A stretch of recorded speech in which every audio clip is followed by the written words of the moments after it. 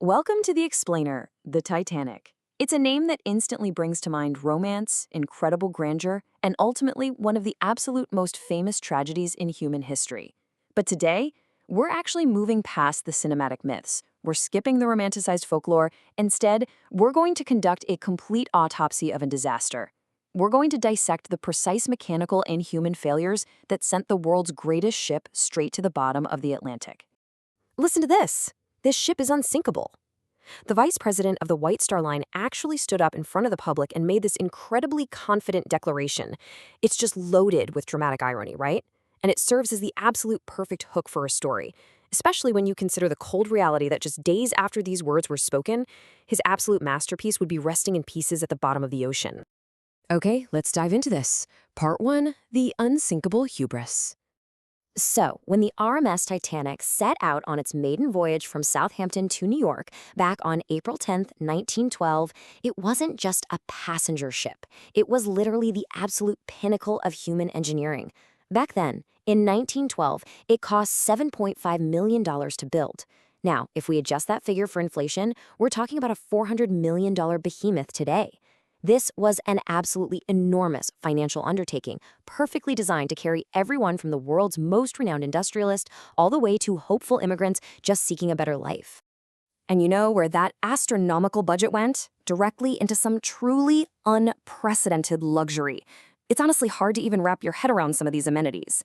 A heated swimming pool, Turkish and electric baths, 4 luxury restaurants, a fully equipped gym, and, no joke, even a squash court.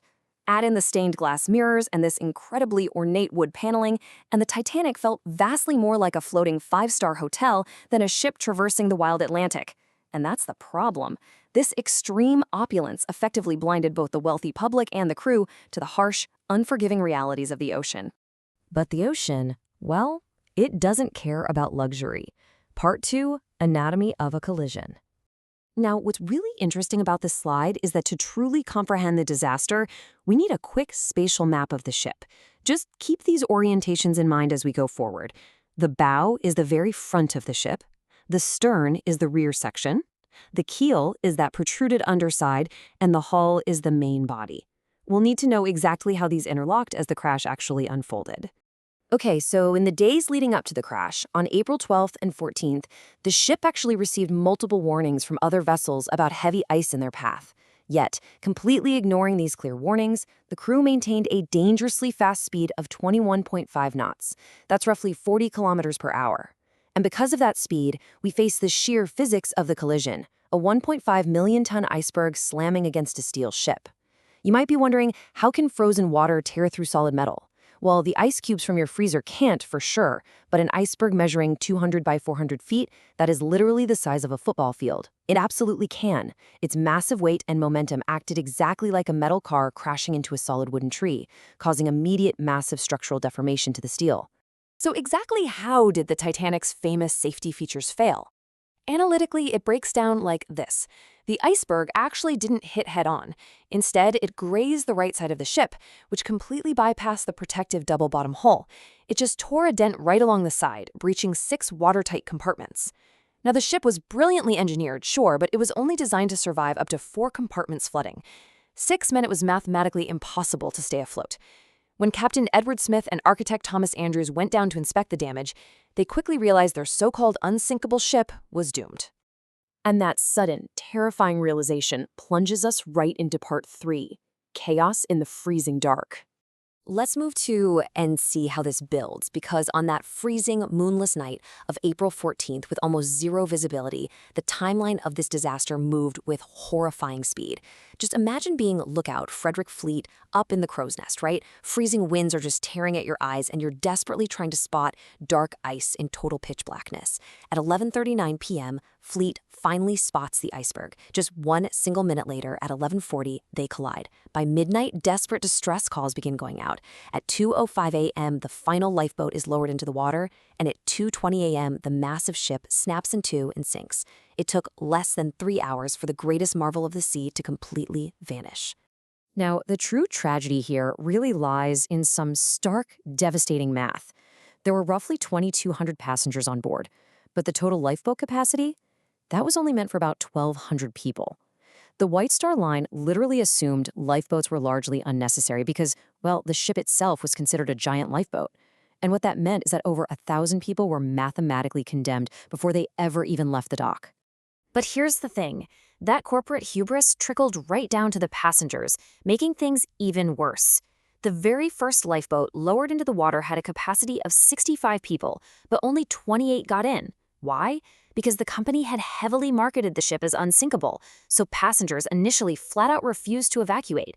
They genuinely believed it was safer to stay on a warm, well-lit deck than to drop into a tiny wooden boat in the dark.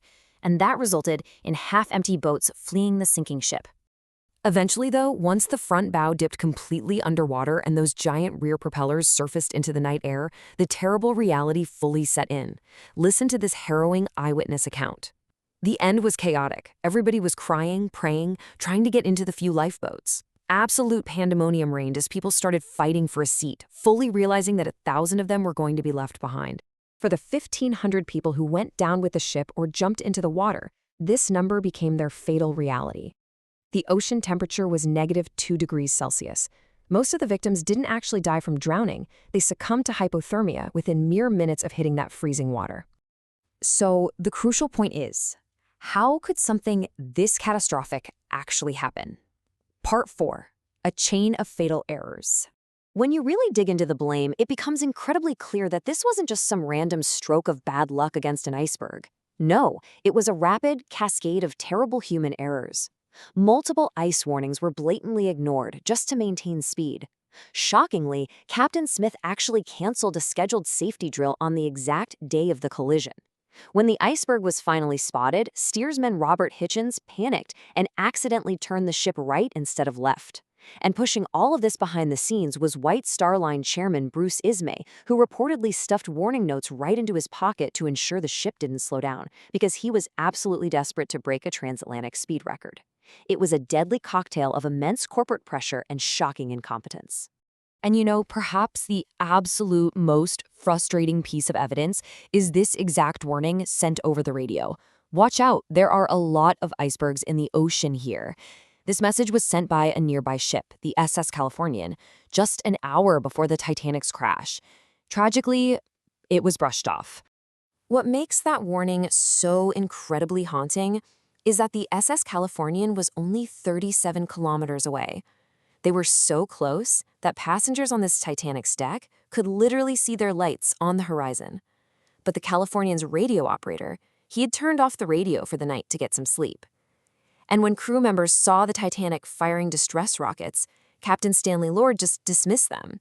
He insisted it wasn't a distress signal at all. He thought it was merely the rich men on the Titanic throwing a massive party with celebratory flares. The failure of the Californian brings us to our final acts. Part 5, the Titanic's lasting legacy. And this brilliantly illustrates how tragedy sometimes forces change. By the time another ship, the RMS Carpathia, picked up the SOS and navigated through the ice to arrive on the scene, it was an hour too late. But that catastrophic loss of life forced modern innovation permanently. Within 2 years, in 1914, the International Ice Patrol was established to constantly track and alert ships of dangerous icebergs. But most importantly, the Solis Treaty was signed, creating a strict new maritime law. Every single ship must carry sufficient lifeboats for every passenger on board. The hubris of an unsinkable ship would never legally be allowed again. As for the physical ship itself, well, it actually remained a total ghost for over 70 years, until ocean explorer Robert Ballard finally discovered the wreckage resting 3,800 meters deep in 1985. But here is a fascinating and honestly somewhat somber fact. It won't be there much longer. Deep-sea bacteria are rapidly eating away at its metal framework right now, and experts estimate the entire ship could completely disintegrate into the ocean floor by 2030. Yet even as the physical ship literally disappears, its cultural footprint somehow just keeps growing. Right now, an Australian billionaire named Clive Palmer is attempting to build a Titanic II replica, though the project is heavily delayed and struggling to find passengers willing to sail on it. Which leaves us with a final thought to reflect on. Is our enduring fascination with the Titanic really driven by the romance and grandeur of the ship, or is it because it remains history's ultimate haunting lesson in human hubris?